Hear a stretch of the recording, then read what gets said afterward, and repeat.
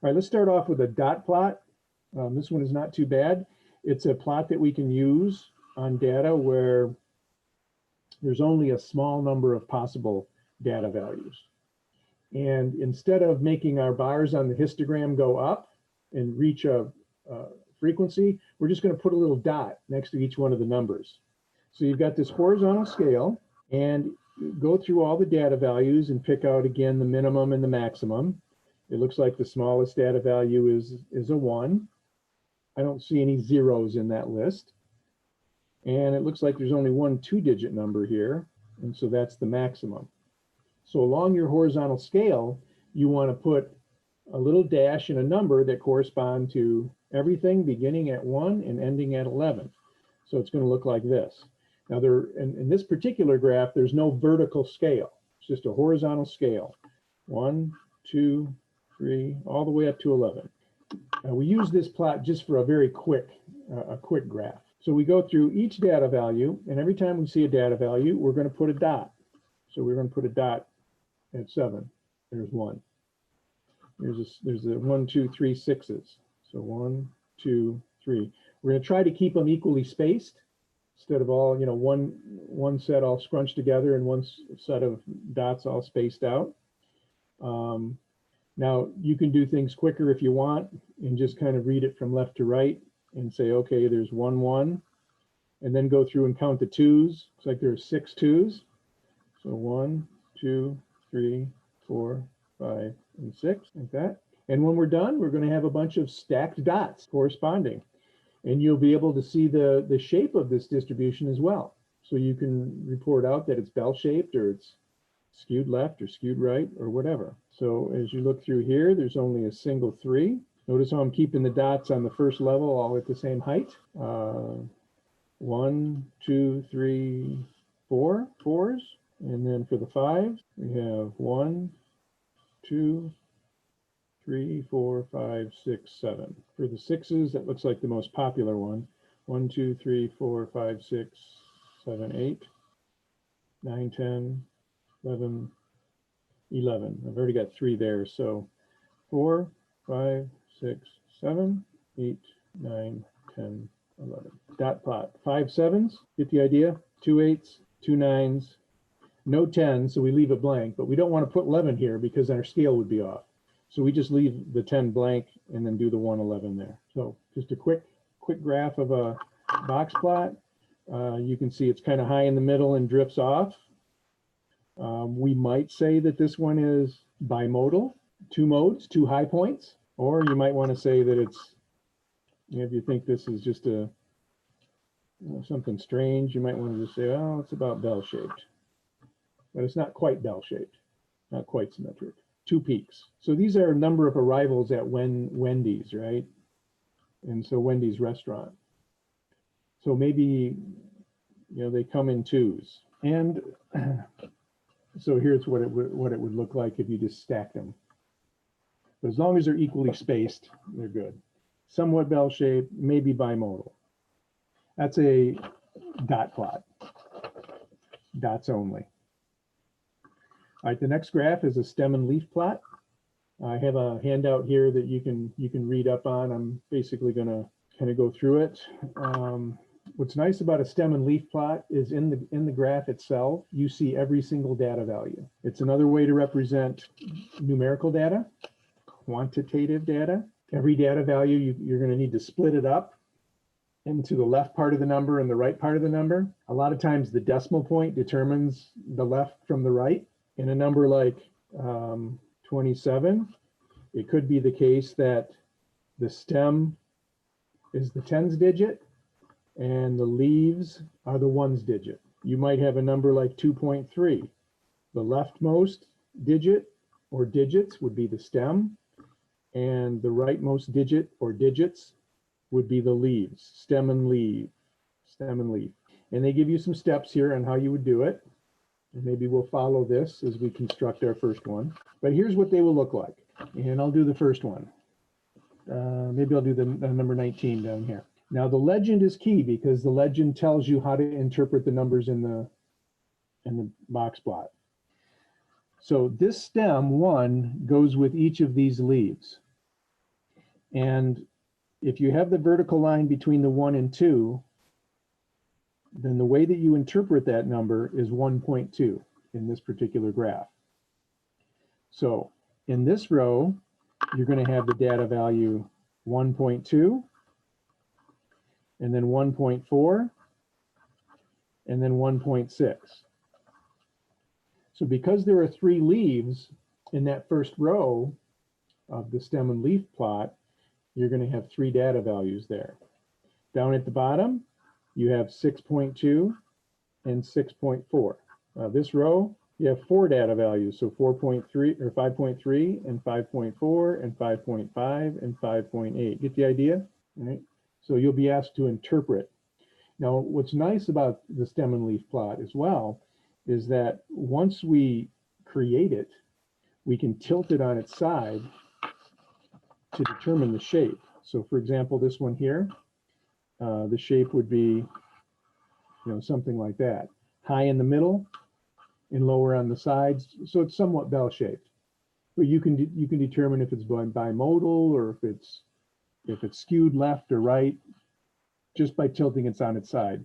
And then all of these numbers in here correspond to data values. There's going to be one leaf for every data value.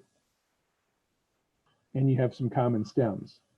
So it's kind of like putting 10, 20, 30, 40, 50, 60 on the horizontal axis and then doing bars. But instead of dots or bars, we have the raw numbers. Now it's very important when you construct these that the numerals, right, the numbers that represent the quantities, they're all stacked up. So you don't want to write a big numeral followed by a small numeral. So you want all these numbers, these leaves here, to line up. Okay, in the chat, what's the data value that corresponds to this 8 right here? You're focusing on the legend. Go ahead and put that in the chat. I want to make sure that you're following along here. Okay, so let's take a look. Here's the legend. 24 vertical line.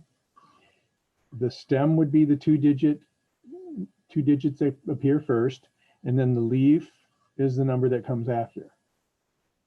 So what you're going to do is you're going to form these numbers as a 3-digit number that will be a whole number. So there are no decimals in this one. See the difference? 1 vertical line 2, 1.2, 24. So this would be 24.0 or 240, 24.4 or 244, 24.7, 247. And the only reason we're writing it this way is because that's what the legend tells us to do here. So when I ask you about that 8, you've got the 26 and then the 8. We're just going to put the stem and the leaf together and form a 3-digit number. So the correct answer was 268. What about this 5 here? What data value is that? Go ahead and put that one in the chat. Okay, I think you're getting it now. Oh, yeah, 15.5 is correct. 15.5. Okay, now it's the tricky part of these is trying to set up the stem and leaf plot based on the data. Sometimes it's very clear what you're going to use, and other times it's a little bit more difficult. So I'll bring this back, but here we have 24 breakfast meals at McDonald's, and these represent the grams of fat in these breakfast items. So you can see that there are some that don't have a whole lot of fat in it. And you can see that there are some items that you can buy at McDonald's that have a whole lot of fat. All right, so these are whole numbers, and they're really just 2-digit numbers. And so when we do the legend on this one, probably what makes sense is that the leftmost digit is the stem, and the rightmost digit is the leaf. So when we say 2 vertical line 5 means 25, and that would be grams of fat. Now, once you've established what the stem is, then you have to go look what is the smallest stem in all the data, and what is the largest stem in all the data. Now for this one, a data value like 3, well, it doesn't have a number in front of it, and so it's kind of understood that the number in front of it would be a 0. So 0, 3 is equal to 3, and 0, 9 is equal to 9. So 0, these stems should go in order, and the leaves should go in order as well. So the smallest stem is 0, and the largest stem is at 5. Do we have any 60s? No 60s. So the max is this 59 here. And so the largest stem that we need is the 5. So if we're going to start at 0 and go up to 5, we want to include every stem from 0 to 5, even if there might be some stems that have 0 data values in here. So are there any 40s? Yeah, I guess there's a 40, but so here it is. All of our data values range from 0 to 59. So we need only these stems. These are the tens digits. And now we have the leaves. Okay, now for the leaves, we want these numbers here to go in ascending order from smallest to largest. We want them to be sorted. Same thing here. If you'll notice about these stem and leaf plots, 24, 25, 26, 27, these are ordered in increasing order. And when you go over from left to right, those are also ordered from smallest to largest. So the stems are going to be ordered, the leaves are going to be ordered from smallest to largest. There are deviations on this, but this is pretty much what we're going to do. Okay, so there's the 3 and the 9. So I kind of write them down there and then say, oh, all right, well, there's a 3 and then there's a 9, crossing them out along the way. When we're done, we should have 24 leaves and 24 digits to the right side here, because there are 24 data values, 24 breakfast meals. All right. Then what you might want to do is to write down all the ones. You've got the ones between 10 and 19, 11, 16. There's another 16. Okay. So these all have the stem of 1. So when we bring them over to here, we're only interested in the leaves, or we only report the leaves here. And we want to list them in increasing order. So 1 comes first and then 2. And if you do have a duplicate data value like this, you have to list the 6 twice. So 1, 2, line up the numerals underneath some numerals that are already there, and then 6 and 6. And just continue in this way until you've placed all of the data values in the appropriate row. So let me see here. I've got a 22, a 27, a 25, a 27. I'm writing down all the 20s because these all have to go into the 2 row, and 24. So list them all down and then sort them from smallest to largest. So there's no 20s, but then there's a 1 and then 2 2s and then a 4 and then a 5 and then 2 7s. For 30s, let's see, we have 30, 32, 37 right there, 31, 32, 36, 30. So write down all the 30s, and then in your stem and leaf plot, you're going to want to arrange them in order from smallest to largest. 0, there's 2 zeros in fact. So 0, 0, a 1, 2 2s, a 6, and a 7. All right, so we're getting down to the end here. I think we just have 46, and that's it for the 40s. And then for the 50s, 51, 55, and 59. So 1, 5, and 9. Okay, so make sure that don't draw these vertical lines, but all these numerals should be stacked on one another. Because then what we can do is rotate it on its side and say the shape is approximately, bell-shaped. High in the middle and then taper out on the end. Also, symmetric is another word that we use. All right, the only other thing that you would need, okay, so the graph is all of this, includes the legend, and then you want a title. So grams of fat in a McDonald's breakfast. So it's clear what every one of those numbers mean, and that's a stem and leaf plot. Okay, let's maybe do a frequency polygon here. All right, now to do this, I'm going to go back to, well, this one is going to be a little bit more complicated, so maybe I won't do that one. All right, so far for our frequency distributions, we had the class, and we had the frequency, and we had the relative frequency. We need another value in order to construct this graph called a frequency polygon. And what we need is the midpoint of each class. Now, the midpoint of the class becomes the x-coordinate of a point we're going to plot in this graph called, a frequency polygon. Frequency, same frequency we were talking about with the histogram, where the vertical scale represents either frequency or relative frequency. So there's also a relative frequency polygon as well. All right, I'm going to use simpler numbers here. So let's just say we had 4 classes that look like this. 4, 11, 16, 21. And so these were the classes, look like this. And let's say that we had a frequency of 30 and 10 and 40 and 20. Something like that. So there was a total of 100. And I'm giving you nice simple numbers here because it makes it easier to calculate the relative frequency. 30 divided by 100, right, so 0.30. 10 divided by 100, 0.10, 0.40, 0.20.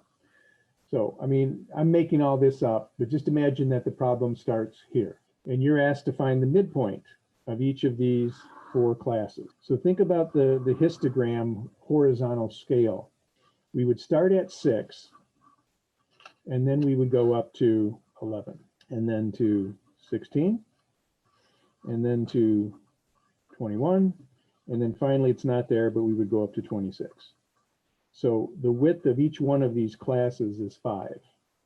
And that's the distance from 6 to 11, from 11 to 16. So if we knew that the class width was 5, we would just add 5 to 6 to get 11, add another 5 to get 16. So that's the beginning of the next class, add another 5, and so on. So what we're after then is these numbers right in here. This is the midpoint of the first class. And this one here would be the midpoint of the second class. Now, in order to find this number, you might, I'm giving you simpler numbers, and so you might be able to figure it out yourself. But what the midpoint formula is the same thing as the average formula. And what we're going to do is we're going to add these 2 endpoints together, 6 plus 11, and then divide by 2. If you add the 2 endpoints together and divide by 2, that puts you right in the middle, and that's the midpoint. So this here is the midpoint formula. This one here, this is the midpoint of the second class. So we would add 11 plus 16 and divide by 2. All right, so that's 13.5. And this one here is 8.5. So the width is 5. And so if you go halfway there, it's 2.5 and then 2.5. So 13.5. Now, once you find the first midpoint and you know that the class width is 5, the lower class limits jump by 5, the upper class limits jump by 5, the midpoints jump by 5. So if you knew the first midpoint was 8.5, you can add 5 to it to get 13.5. Add 5 again, and you get 18.5. Add 5 again, and you get 23.5. All right, so here's how you're going to construct this frequency polygon. We're going to take the 4 points that you see here, or the 4 rows, and we're going to form a point for each row, one point for each row. And the point, I'm talking about a point in the sense of an XY ordered pair that we could plot in the Cartesian plane. The points are going to be of the form, the midpoint, 8.5, and then either the frequency or the relative frequency. It depends on what we're graphing here, what the horizontal, your vertical scale is. So let's say that we're just using the frequency. So the frequency will be the y, but sometimes the relative frequency is the y. You use one or the other. So over here, I'm going to write the point. So you take the midpoint, and then you take the frequency. Do that with each one of these, and you're going to create 4 points that you are then going to plot on a graph. Then we're going to add a point at the beginning and a point at the end. Just going to add one. And the point at the beginning, and we want those points to start at the horizontal scale. So the y value is 0. So in addition to these 4 points, we're going to add another one at the beginning and at the end, each one having the y coordinate of 0, and that would place the initial point and the ending point on the horizontal axis, so that the middle part of the graph is not just suspended up in the air. It's going to start at 0, go up and do these other points, and then end at 0 down at the end. Now, this here would be the previous lower class limit. And so what we're going to do is we're going to go, if we did have a previous class, we would go back because we want these points to be equidistant apart. And remember, we're jumping by 5s. So if we jump by another 5, we get 28.5. And if we subtract a 5, we're going to get 3.5. So just continue with the pattern by adding 5, but add a point at the beginning and a point at the end. And the point at the end would be, what would the next midpoint be? All right, so here's what the graph would look like. We have frequency over here. And the frequency goes from, I think, 10, 20, 30, and 40. It's the frequency. That's going to be these numbers here. And then along this one, I'm going to make sure that we hit this midpoint here, 3.5, and then we're going to jump by 5s. 8.5 would be the next midpoint. 13.5 would be the next midpoint. We're jumping by 5 because that's the class width in this example. 18.5, 23.5, and then the next one would be 28.5. So we have a point for each of these middle ones here, and then the initial point is going to begin at the horizontal scale, and the ending point is going to end at the horizontal scale.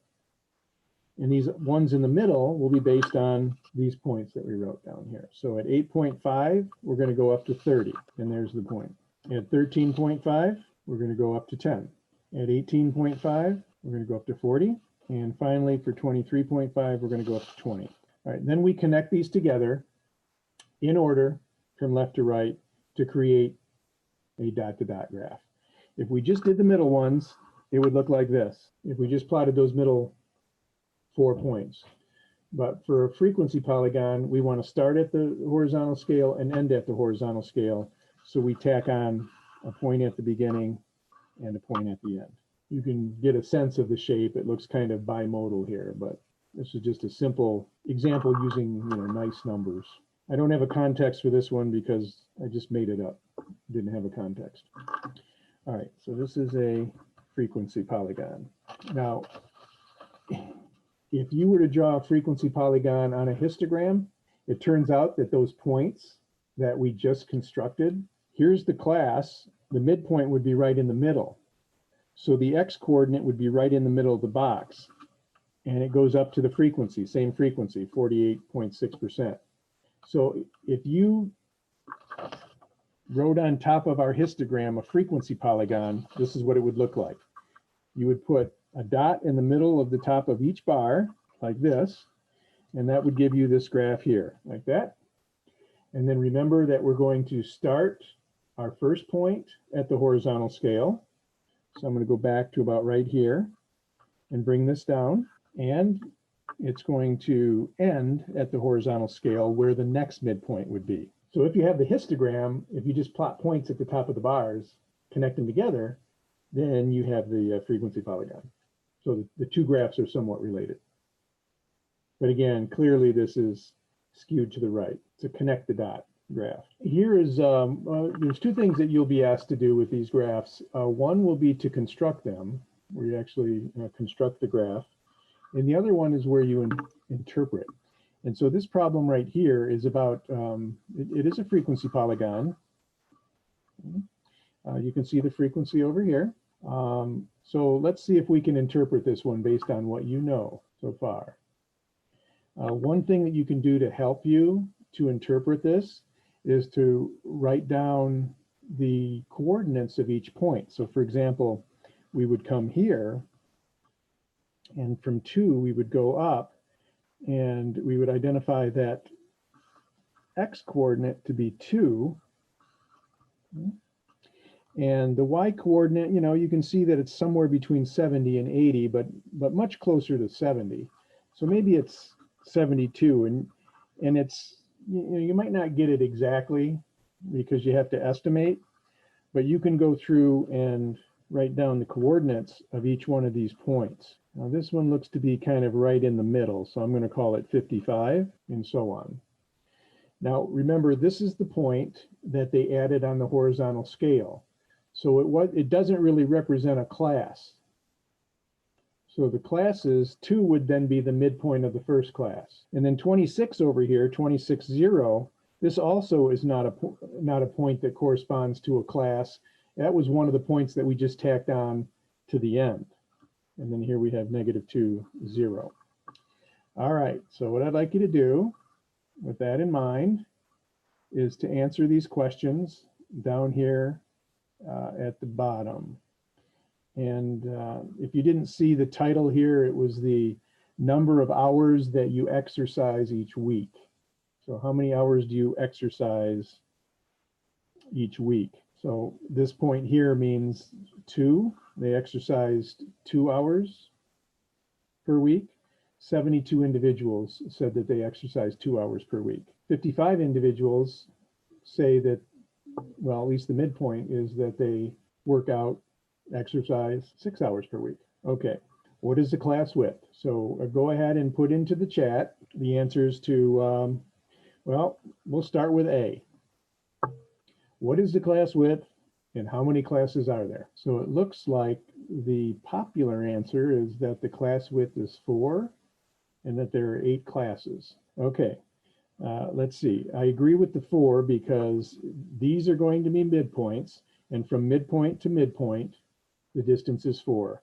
So yes, the class width is 4. Very good. Number of classes, just don't count the first one, don't count the last one, because those aren't really classes. Those are just points we added on to the end. Just count all the points in between. So 1, 2, 3, 4, 5. Oh, there's only 6 classes here because these do not represent classes. These were just additional points that we added onto the end. So there are 6 classes here.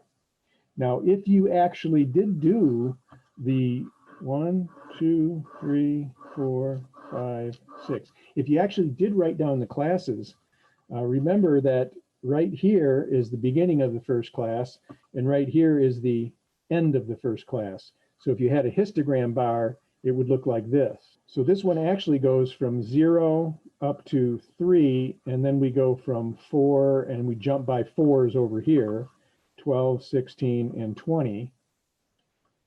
And this would be 7, and this would be 11, and 15, and 19. And again, we're jumping by 4, so 23. These would be our 6 classes that correspond to this graph right here. The midpoint is probably easier to see because we're just picking out the coordinates. The midpoint of the first one, that x coordinate in a frequency distribution or a frequency polygon is in fact a midpoint. So, and we know we're going to jump by 4s, so 6, 10, 14, 18, and 22. So you could probably find these midpoints as being the x coordinates of the points first, but this might help you then. If we did the frequency here, and then the frequency of the first class we said was 72, and the frequency of the next class was 55. And let me just give you some other numbers here. This one here would be, oh, I don't know, 18 maybe. And this one here might be 11. And this one here is real close. Maybe this one is 1 and this one is 2. Something like that. But it's got to be an estimate. It's the best we can do. All right, so if this was the frequency distribution and this was the, let's go and answer the next question. What is the midpoint of the first class?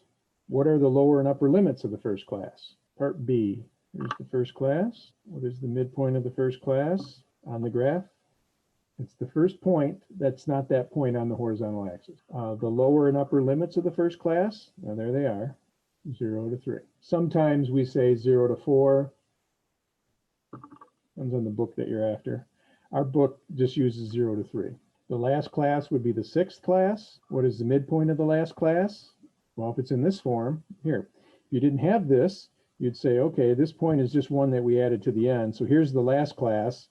Its midpoint is 22, and its y value is Well, I think we indicated that to be 2. So the midpoint of the last class, 22. The lower and upper limits, 20, 23. It's actually 23.9 if your data were rounded to the nearest tenth. It would be 23.99 if your data were rounded to the nearest hundredth. It would be 23.999. See, it gets closer and closer and closer, but as soon as you hit 24, that jumps down to the next class. So if our data were rounded to 3 decimal places, then we'd want to tack on another 9. The most popular number of hours spent exercising, most popular? Popular means most frequently occurring, the one with highest frequency. Frequency, highest frequency, corresponds to the high point on the graph. So you could either say the midpoint, 2, or you could say 0 to 3, if you want to indicate the class. Because remember, when we collect the data, there are 72 data values in the range from 0 to 3. We don't know if 70 of them are 0 and we have 2 3s, or how they're dispersed in that category. But we do know that there are 72 individuals that said they exercise between 0 and 3 hours in a week. All right, and the next one is similar. It says, what is the least popular number of hours spent exercising? You can see popular here, popular, and then it gets more and more, less and less popular. So probably the 22 is a little higher than the 18, so probably 18. So it's that range there. 18 hours, that corresponds to, just slightly over 2 hours a day in a week. And you can also indicate 16 to 19 here. Which range of hours had 55 people exercise each week? Well, there's our 55. What range of hours? The 4 to 7. All right, so this would be, we've done one of each. We've constructed a frequency polygon from a table. And then in this one, we have the frequency polygon and we're asked to interpret it. So you'll be asked to do both in there. It's important to focus on the variables. What's the meaning of the horizontal axis variable? Number of hours that you work out. And frequency, the number of individuals that work out that number of hours. All right, let's do the same thing with a time series graph. And here's the data that you're going to see with a time series graph. The year is going to be the x-axis variable. Notice there's 2 columns of x's. And some other numerical variable will be the y-axis variable. This also is a dot-to-dot graph. But if you have a time series graph, the horizontal scale would be the years. So sometimes you just have whole numbers there, like 0, 1, 2, 3, and so on. But other times you can use the specific year. So we're going to list the years from 1998 up to 2012 along the horizontal scale. If you want, you can write the numbers vertically. And then these numbers here represent the percentage of 18 to 24-year-olds who are enrolled in a college. So somewhere, this is slightly larger than a third. So if you think of all students, so many of you are in this age range. It's not half, it's not 2/3. Who's going to college of your age cohort? 33%, a third of you, to maybe 40%, 30 to 40% in that range. So significantly less than half of all 18 to 24-year-olds in the United States are going to college. I'm not saying that college is something for everyone, but maybe you didn't know that. And you can see that generally the numbers are increasing. So more and more students over time are going to college. All right, so 1998, I'm going to put this little marker here on the horizontal scale indicating that we're not starting at 0. And then you want 15 years. It's going to get crowded, so you might want to write, what's important is that you have a uniform width in your points. So let's see, 3, 4, 5, 6, 7, 8, 9, 10, 11, 12, 13, 14. I think if you put 15 marks along there, you'll capture all the years. And I'm going to start to write these years vertically. So 1999, 2000, 2001, 2002, and so on. Old data, 2012. Right, so it looks like this. And then notice these numbers here, the smallest ones in the 35 range, 35%. and the largest one is in the 42%. So if all the data are just kind of squished between 35 and 42, then it might make sense not to start this graph at 0 either. So maybe we'll start it at 35, 36, 37, 38, 39, 40, 41, 42, 43. I think that will capture, this is percent. That'll capture all of our data values, right? So 36, 37, 38, 69, 40, 41, 42. And we're not going to add a point at the beginning. That would be like saying 1997 had 0% of students, right, that went to college. We don't want to do that. And we don't want to assume that in the year 2013 that there are going to be 0 students. So we're not going to add that point on the beginning and on the end in this data set. But, so we're going to start with 1998. And we're going to plot the Y value, 36.5. And that looks like it's going to be about right there. And that's just 1 point. We're going to plot the next year point at 1999. We have 35.6, which is about right here. And then we're going to connect those together. And we're going to continue this way through the entire graph. And, maybe we'll see a pattern. All right, I'm going to graph this one with the graphing calculator because the calculator can do this. So if you want to follow along with me, or you can just do it by hand if you like. But we need to enter in all the X values, and we need to enter in all the Y values. So all of these numbers that you see here should be in our lists. So you should clear out list 1, clear out list 2. We've got the years, beginning with 1998.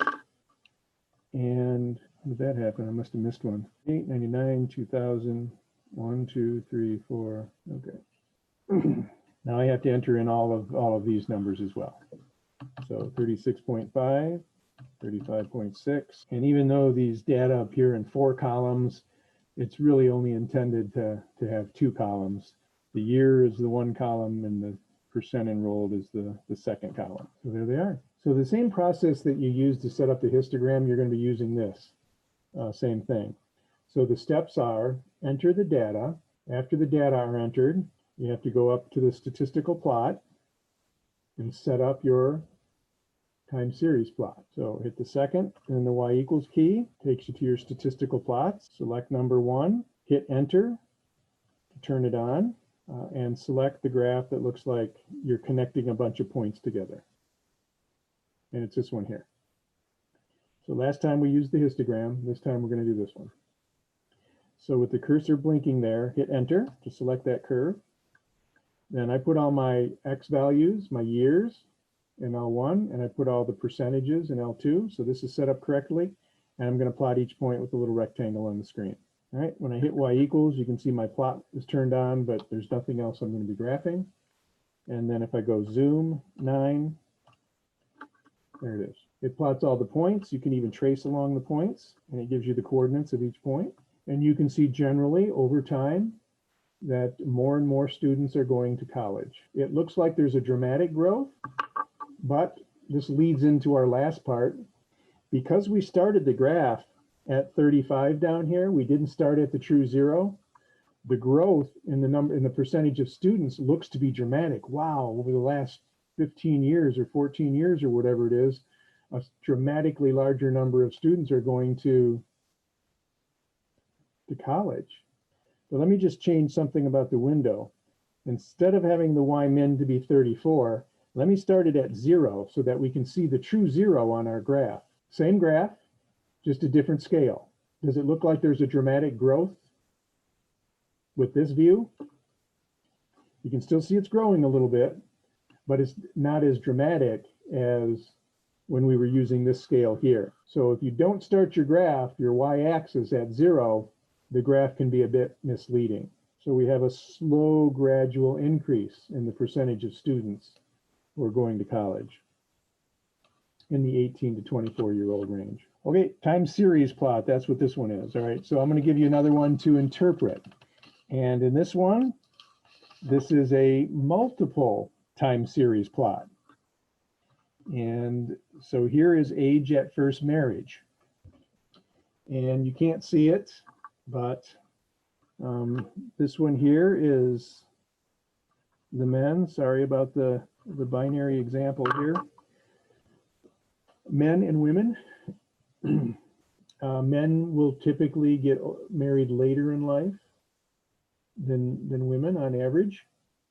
But, and you know, people get married multiple times. And so this represents the age at the first marriage. So how, on average, how old is someone when they get married for the first time?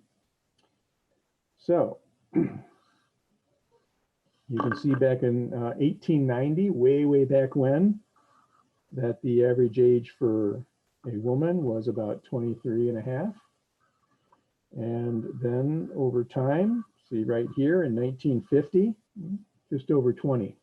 So the average age to get married in 1950 for a woman was 20 and a half. But you can see what's happening since 1950, 1960, 1970, over time, the age at which women are getting married is much later in life. So right now in 2010, the average age is somewhere between 26 and 27. We take a census every year. We took one this year, and that determines how funding will happen in the states. And when they get that data, then they count up the average age. They've got all the female data, all the male data, and they can calculate these averages. You can see that men have always gotten married later in life, but their trend kind of was similar. So much younger at about age 50, but they were at age 24 in 1950, 1960, and then 1970. And then after that, they also started getting married later in life. Their age at first marriage increased up to about, well, looks like about 28 and a half on average.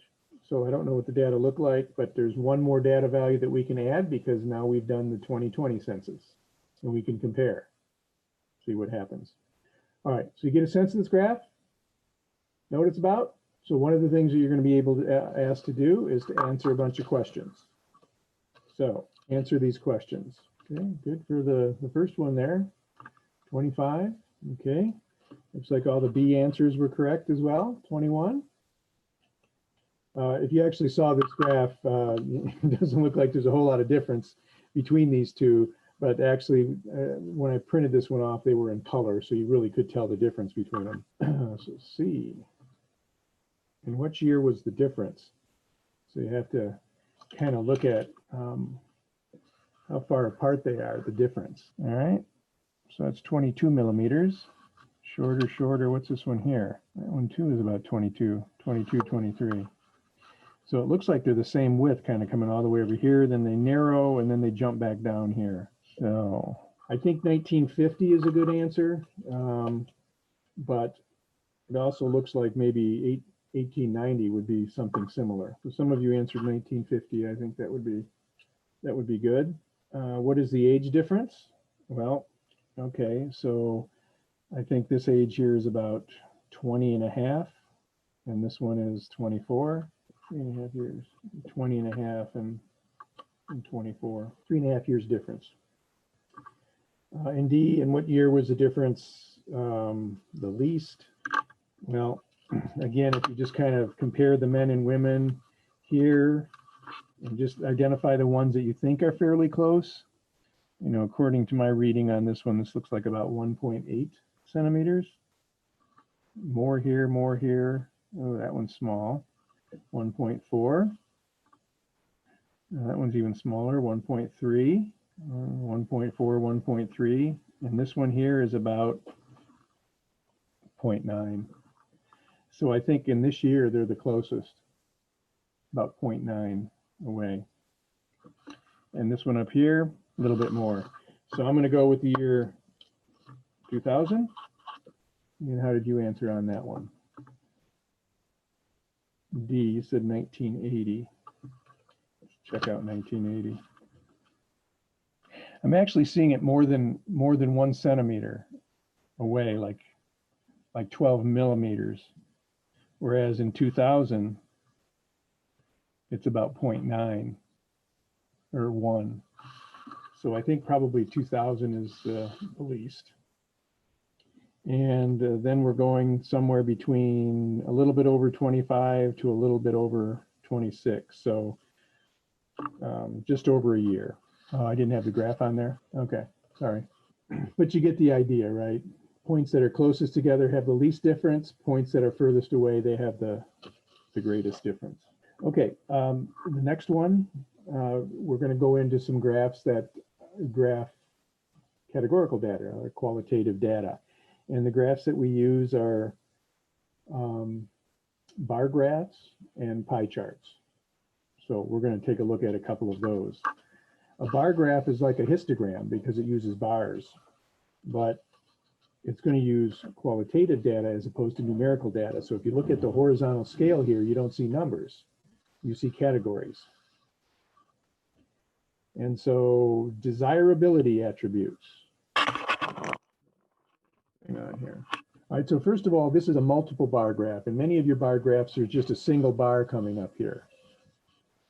And they ask a random sample of 2,163 adults, those who are 18 years of age and older. He said, if given a choice of the following, which one would you most want to be? Would you most want to be richer? Would you most want to be thinner? Would you most want to be smarter? Would you most want to be younger?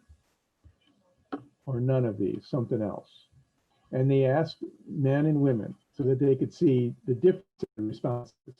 And you can see that here's a big difference. And it's hard to tell there, but the darker bar here is the male, and then the lighter bar is the female. So the left bar is the male and the right bar is the female. Here you see a big jump where males are much higher than females. Here you see a big jump where females are much higher than males. So according to this graph, that females are more likely to say that they wish that they were thinner. And with males, males are much more likely to say that they wish that they were younger. Smarter, they're about even, and richer, males a little bit more. But you can compare males and females. This is a fairly large sample. But this is a bar graph. Just like the histogram, on the vertical axis here, you're either going to have relative frequency or you're going to have frequency. In this case, they did relative frequency. And you're going to have a gap between each of the bars or each of the categories. There's going to be a gap. You don't see a gap on a histogram. In a histogram, the bars are connected together. So that's another big difference. Okay, try again. Answer A through D from this graph. And what we're doing here is, and we're being consistent as we go through these graphs. One graph we're going to construct, another graph we're going to interpret. And so you'll be asked to do both. What proportion of males would like to be richer? What proportion of females would like to be richer? So they're asking for proportions instead of percentages here. So you're going to give the decimal version rather than the percent version. Relative frequency and proportion are the same thing. In this one here, proportion of males, and it said richer, so you got close at about 0.45. If they ask you a percentage, if they said percentage instead of proportions, then you would answer 45%. For females, you indicated 41. I think that's pretty good, pretty close. All right, attribute: do females desire more than male, the thinner one, okay, because the females have the higher bar here. And there's no other category where the females have a higher bar than the males. Attribute: do males prefer over females 2 to 1? There was a question on this one. You can think of this as double the percentage, 2 to 1. And so if you look younger here, this is about, oh, I don't know, it looks like 0.08. And this one's about 0.16. So that would be 16% versus 8%. So you can see it's like 2 to 1. One percentage is double the other one. So that attribute is the younger attribute. And which attribute do males and females desire in equal proportions? Well, it looks like there's two categories here. The smarter, where they're equal. Looks like they're both at about 14% there. And then the other, or the none of the above, or none of these. Okay, all right, very good. All right, now let's go ahead and construct one. All these examples we're given are all males and females. But this is what you're going to have. And the question was, what would your dream job be?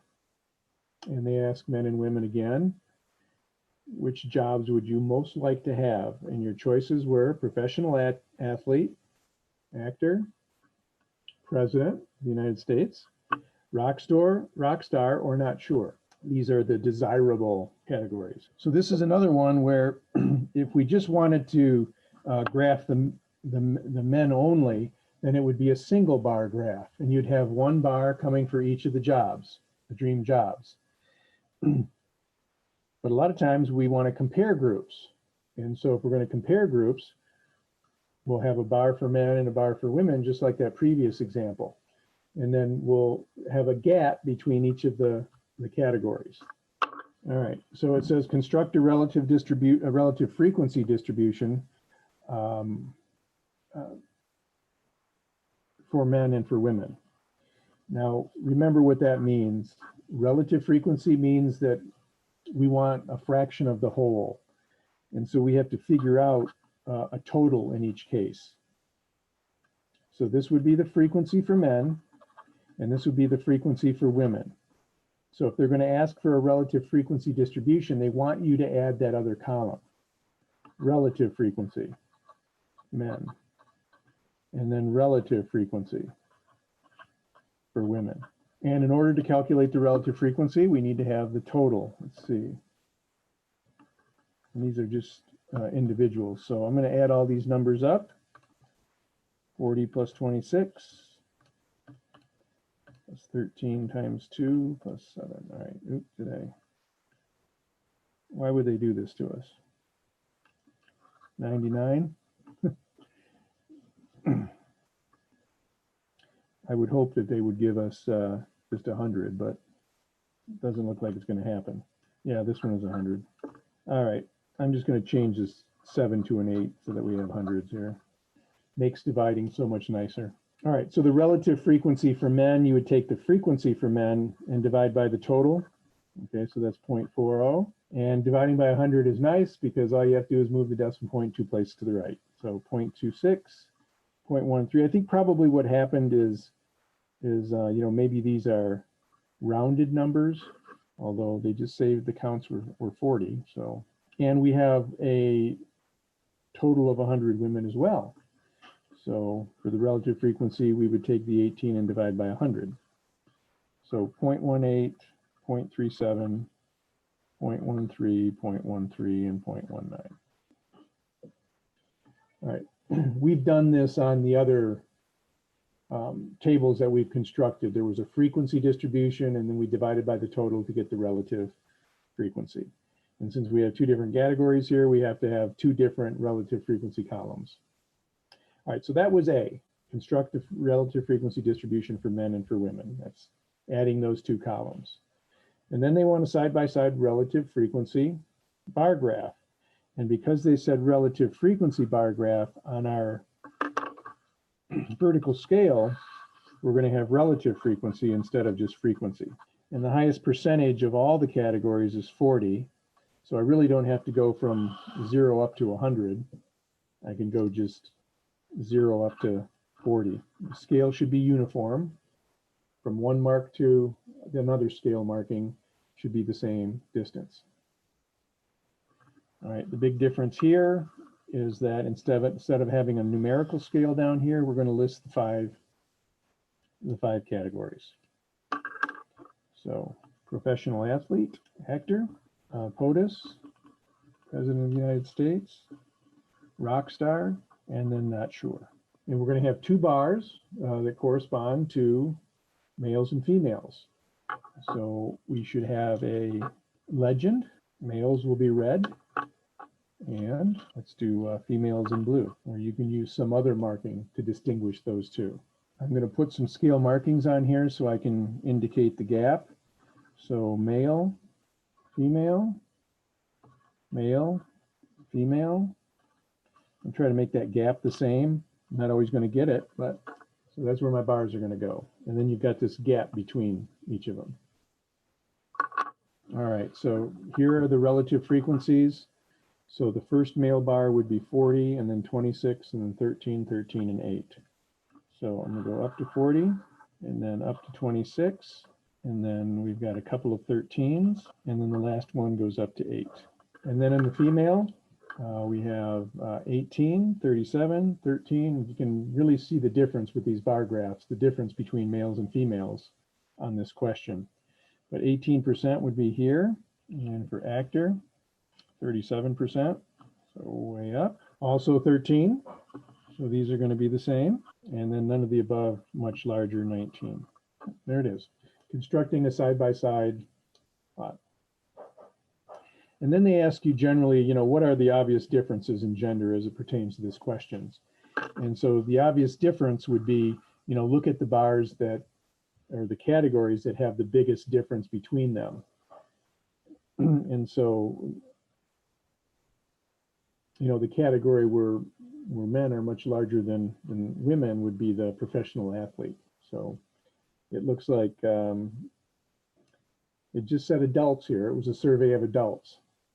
And so men prefer the dream job of professional athlete greater than 2 to 1 over females. But actors, females prefer to males.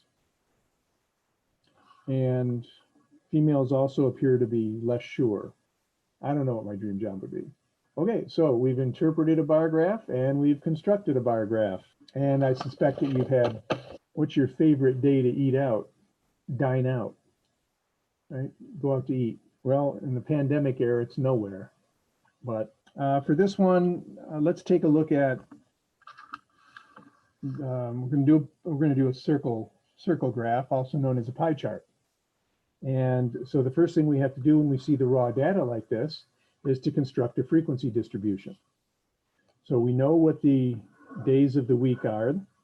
So Sunday, Monday, Tuesday, Wednesday, Thursday, Friday, and Saturday. So the first thing we're going to do with the raw data is we're going to organize it. And we have the day of the week, and we have frequency. So we're dealing with a lot of graphs with frequency. And then we're going to calculate the percent as well. Now the percent and the relative frequency are almost identical ideas. All right, so let's take a look. We have, it doesn't say here, but 1, 2, 3, 4, 5, 6, 7, 8. So we have 40 different individuals who were asked this survey question. What is your favorite night to order takeout for dinner? All right, so this is specifically to order takeout. See a lot of Fridays in there, but there's 40. So I guess you just have to go through this list, crossing out the ones that you've counted up. So 1, 2, 3, all right, so there are 3 Sundays. 3 individuals out of the 40 said Sunday. Friday, we have 1, 2, 3, 4, 5, 6, 7, 8, 9, 10, 11, 12, 13, 14. It's down here. Thursday, we have 1, 2 Thursdays. 1 Wednesday, 2, 3, 4, 5, 6 Wednesdays. Saturday, 1, 2, 3, 4, 5, 6, 7, 8 Saturday. Monday, now let's do Tuesday. 1, 2, 3, 4, 5 on Tuesday, and then Monday. 1, 2. Now hopefully when I add those numbers up, I get 40, and that's my check that I've done things correctly. 5, 10, 16, 17, 18, 32, 40. Yep, I think I've got them. So then we're going to calculate the relative frequency in each case, convert to a decimal, and then once you have those decimals, you can convert to the percentage. And then hopefully these 7 percentages add up to 100%. One of the things that you can see as you go down the list is that, well, obviously Friday is the most popular time to order takeout. Okay, there it is. And we're not going to do the bar graph or the relative frequency bar graph, but I did want to do the pie chart. Well, let's answer number C. What do you think? If you own a restaurant, which day would you purchase an ad in the local paper? Are there any days you would avoid purchasing advertising space? Well, I think what they're after here is that, you know, there are some days that nobody comes out to eat, like on Thursday or Monday. So maybe the advertisement should come out on Monday in the evening paper. Although people tend to plan to eat out much sooner than the time that they read the internet or the paper. But I think what they're after here is, you know, maybe you should buy an ad on the days where fewest people eat out, dine out, because the businesses are not receiving any customers on that time. So if they add and provide a coupon or something, then maybe more people would come up on Monday and Thursday. So you probably should avoid advertising on days like Friday, because a lot of people are going to go out and get takeout anyway, based on this. All right, so when you construct a circle graph, a pie chart, you know, just draw your circle, put the point in the middle, and you're going to have 7 slices that correspond, in this one, that correspond to the 7 days of the week. So look for, you know, you could just go in an order from Sunday, Monday, Tuesday, Wednesday, Thursday, Friday, that way. But you may also want to group some percentages that help you with the slices. So for example, if you take Wednesday and Friday and add them together, you get 50%. And that's exactly half of the circle. So 35 and 15. It looks like a lot of these are multiples of 5. All right, this is not going to be perfect, but it's much better to do these in Excel. It takes about 30 seconds. Well, takes no time at all if you have the data entered in. But all right, so what I'm going to do is each one of these little markings along here represents 5 percentage points. So 1, 2, 3, 4, 5, 6, 7. This would be 35%. And this is Friday. So on the bars, we're going to put both the day name and the percentage that goes with that. And then Wednesday is 15%. And those two make up 50% of the circle, so exactly half.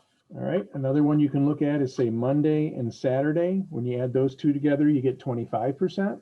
So that's exactly 1/4 of the circle, 5 and 25.